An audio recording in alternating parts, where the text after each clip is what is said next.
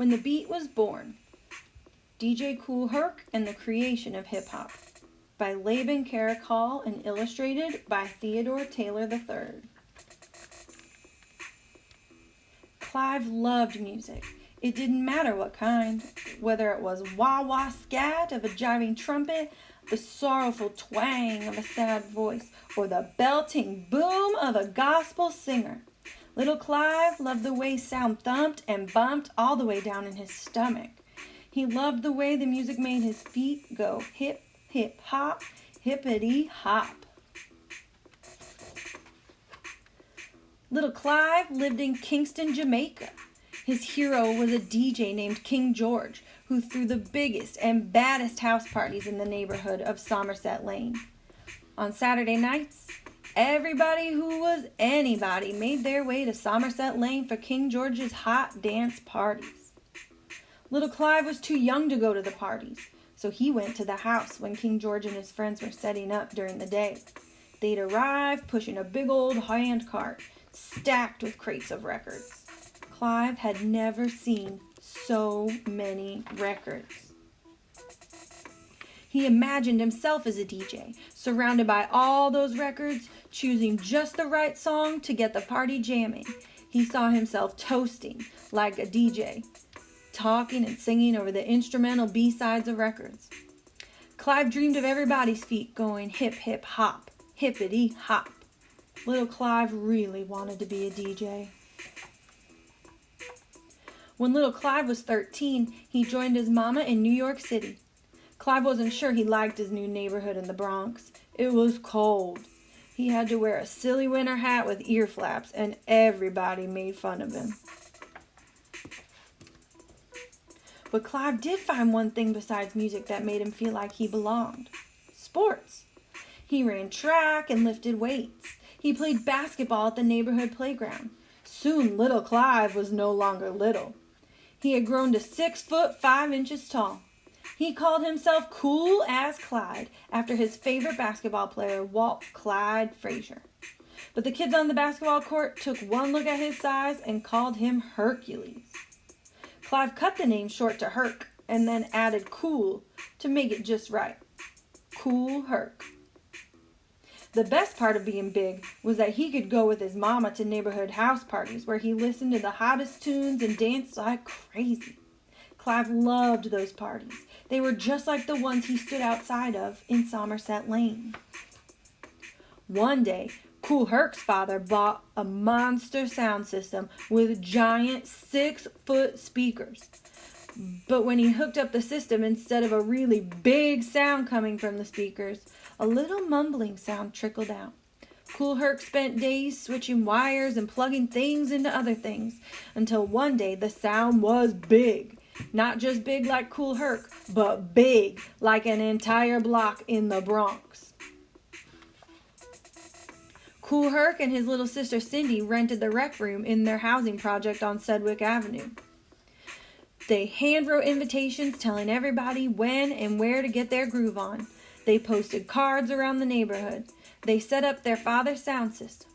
On the night of the party, everybody who was anybody made their way to Sedgwick Avenue for Kool Herc's hot dance party.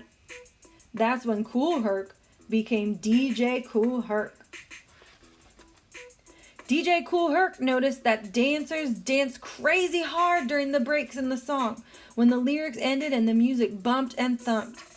Herc knew that's what dancers wanted, so he plugged in 2 turntables instead of 1.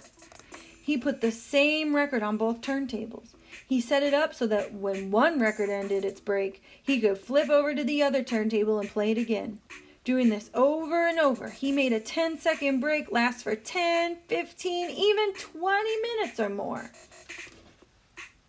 Herc remembered the way DJs in Jamaica would chant and toast over the music. He started calling out the names of his friends during the breaks. There goes Mello, Coke Rock in the house. There goes Mello, Clark Kent in the house. There goes my Mello, Timmy Tim in the house. There goes my Mello, Bambata. Everybody loved hearing his or her name called out over the music. He'd compliment people on their dance moves. He'd talk about the music and send shout-outs. He'd make up little raps like the jump rope rhymes he heard on the playground. Or he'd call, "Hey Mike on the lights, make like a strobe." And Mike would flip the switch on and off. Over the next year, Herc took his parties over the streets and the parks of the Bronx. He plugged his sound system into the lampposts. They plugged so much power that the street lights dimmed, the perfect lighting for a street party. Kool Herc's music made everybody happy. Even the street gangs wanted to dance, not fight. Gangs like the Savage Skulls, the Glory Stompers, the Blue Diamonds, the Black Cats, and the Black Spades turned into breakdancing crews who performed some of the sickest moves. Herc called the coolest dancers breakdancers, or b-boys, because they loved to dance the breaks. When Herc would finally get a really good break, he'd shout, "B-boys, go down!" Then the breakdancers would cut and jump their gymnastics. Hey, check this out. The top rock, the down rock, the windmill, one-handed handstand freeze, the turtle, the suicide. Herc gathered a crew of friends to rap behind his DJing. He invited Coke La Rock, a Jamaican friend, to rap. He called him his Master of Ceremonies, or MC. Coke knew all about toasting like Jamaican DJs. He was the first of Herc's crew of MCs, called the Herculoids. Herc would introduce them with a rap. "You rock and you don't stop. And this is the sounds of DJ Kool Herc and the sound system you're listening to is what we call the Herculoids." Soon kids from all over New York City came to see DJ Kool Herc, who threw the biggest and baddest parties on Sedgwick Avenue.